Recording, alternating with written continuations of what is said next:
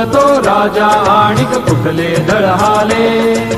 प्रारंभी जे अद्भुत वाटे गहन भीतीदायी, या विश्वाचा स्वभाव कळता भय उरले नाही. या दुनियेचे मर्म न कळता जगणे